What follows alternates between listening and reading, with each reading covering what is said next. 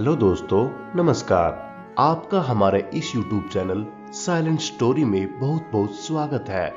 आज हम आपके लिए एक और नई कहानी लेकर उपस्थित हुए हैं। अगर अभी तक आपने हमारे इस YouTube चैनल को सब्सक्राइब नहीं किया है तो आपसे हाथ जोड़कर प्रार्थना है, कृपया करके हमारे इस चैनल को सब्सक्राइब कर लीजिए, वीडियो को लाइक और शेयर कीजिए। इससे हम आपके बहुत आभारी होंगे। आपका बहुत बहुत धन्यवाद। तो चलिए आज की कहानी शुरू करते हैं। कुछ सालों पहले फारस देश में अली बाबा और कासिम नाम के दो भाई रहते थे। पिता की मृत्यु के बाद से दोनों भाई मिलकर अपने पिता का व्यापार संभालते थे। बड़ा भाई कासिम बहुत लालची था। उसने धोखे से पूरा व्यापार हथियाकर अली बाबा को घर से बाहर निकाल दिया। इसके बाद अली बाबा किसी बस्ती में जाकर अपनी पत्नी के साथ झोपड़ी में गरीबी की जिंदगी व्यतीत करने लगा। वह रोजाना जंगल जाकर लकड़ियां काट कर लाता और बाजार में उन्हें बेचकर जैसे कैसे घर का गुजारा चलाता था। एक दिन अली बाबा ने जंगल में लकड़ी काटते समय 40 घुड़सवारों को वहां आते हुए देखा। सभी घुड़सवार के पास धन की एक पोटली और खंजर थे। यह देखकर वह समझ गया था कि ये सभी चोर है। अली बाबा एक पेड़ के पीछे छिपकर उन्हें देखने लगा। तभी सभी घुड़सवार एक पहाड़ के पास जाकर खड़े हो गए। तभी चोरों के सरदार ने पहाड़ी के सामने खड़े होकर बोला, खुल जा सिमसिम। इसके बाद पहाड़ में से एक गुफा का दरवाजा खुला। सारे घुड़सवार उस गुफा के अंदर चले गए। अंदर जाकर उन्होंने बोला, बंद हो जा सिमसिम, और गुफा का दरवाजा बंद हो गया। यह देख अली बाबा दंग रह गया। कुछ देर बाद वो दरवाजा फिर से खुला और उसमें से वो सभी घुड़सवार निकले और वहां से रवाना हो गए। अली बाबा यह जानने को बेताब हो गया कि आखिर इस गुफा में क्या है और वो सब यहाँ क्या कर रहे थे। इसके बाद उसने गुफा में जाने का फैसला किया। वह उस पहाड़ के सामने गया और बार बार चोरों के सरदार के सब बोलने लगा, खुल जा सिमसिम, खुल जा सिमसिम। गुफा का दरवाजा खुल गया। अली बाबा गुफा के अंदर गया और उसने देखा कि वहां सोने की गिनियां, असरफिया, गहने आदि रखे थे। चारों तरफ खजाना ही खजाना था। यह सब देखकर उसकी खुशी का कोई ठिकाना नहीं था। उसे मालूम हो गया था कि वो चोर सारा चोरी का सामान यहाँ आकर छुपाते हैं। अली बाबा ने वहां से एक पोटली में सोने की असरफिया भरी और घर चला आया। घर आकर अली बाबा ने इस पूरे किस्से के बारे में अपनी पत्नी को बताया। एक साथ इतनी सारी असरफिया देखकर उसकी पत्नी हैरान हो गई और उन असरफियों को गिनने बैठ गई। तभी अली बाबा ने बोला कि ये इतनी असरफिया है कि इन्हें गिनते गिनते रात हो जाएगी। मैं एक गड्ढा खोदकर इन्हें छुपा देता हूँ, जिससे किसी को भी हम पर शक न हो। अली बाबा की पत्नी बोली, मैं इनकी गिनती नहीं कर सकती हूँ, लेकिन अंदाजे के लिए उन्हें तोल तो सकती हूँ। अली बाबा की पत्नी भागती हुई कासिम के घर गई और उसकी पत्नी से गेहूं को तोलने के लिए तराजू मांगने लगी। यह देखकर कासिम की पत्नी को उस पर शक हुआ। उसने सोचा कि इन गरीब लोगों के पास अचानक उनके पास इतना अनाज कैसे आया। वो अंदर गई और तराजू के नीचे गोंद लगाकर लाई और उसे दे दिया। रात को अली बाबा की बीवी ने सारी असरफियों को तोला और सुबह होते ही उनका तराजू लौटा आई।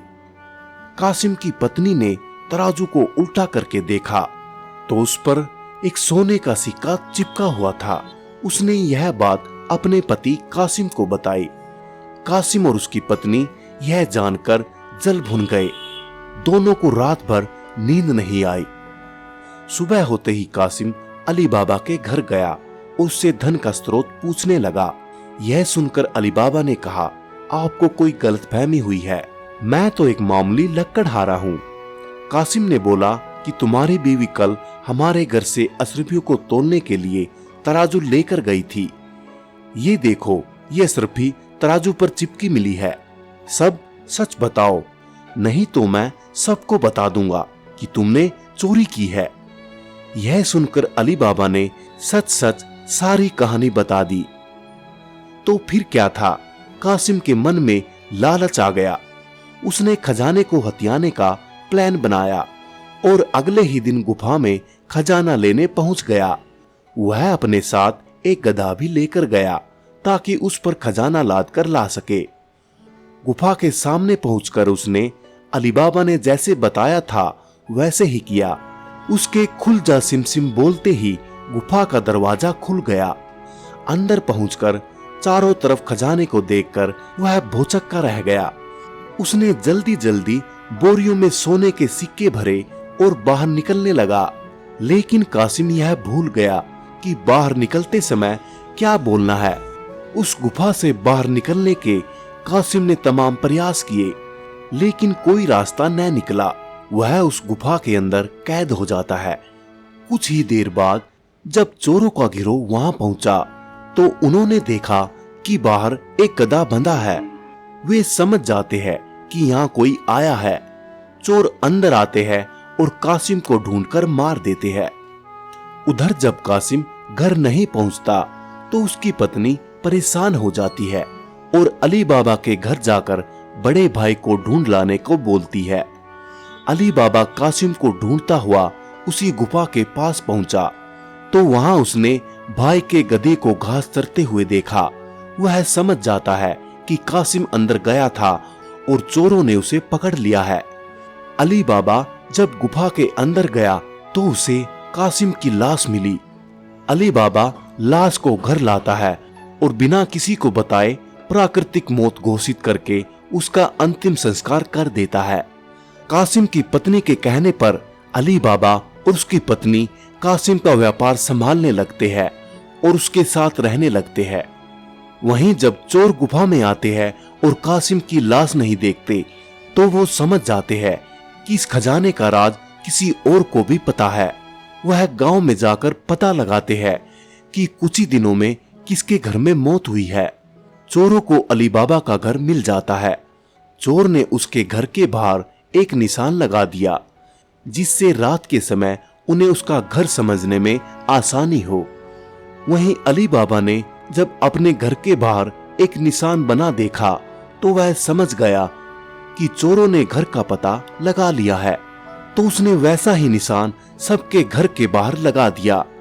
रात में जब चोर आए तो सबके घर पर वैसा निशान बना देखकर दुविधा में पड़ गए और वो वापस चले गए। चोरों का सरदार चुप बैठने वालों में से नहीं था। उसने उस मोहल्ले में अपने एक आदमी को भेजकर यह पता लगवाया कि हाल फिलहाल में कौन शख्स वहां अमीर हुआ है। इससे उसे अली बाबा के बारे में पता चला। उसने उसका घर अच्छे से पहचाना और रात के समय तेल व्यापारी बनकर उसके घर पहुंचा। वह अपने साथ तेल के 40 पीपों को लेकर गया, जिसमें 39 में चोर और एक पीपे में तेल था।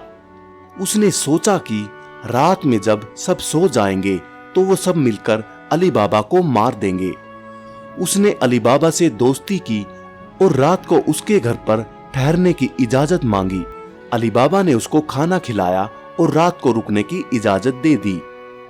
अली बाबा की पत्नी को तेल के व्यापारी पर शक हुआ। उसने सारे पीपों को खटखटाकर देखा और वह समझ गई कि एक पीपे में तेल है और बाकी में आदमी है। उसने तभी एक तरकीब निकाली।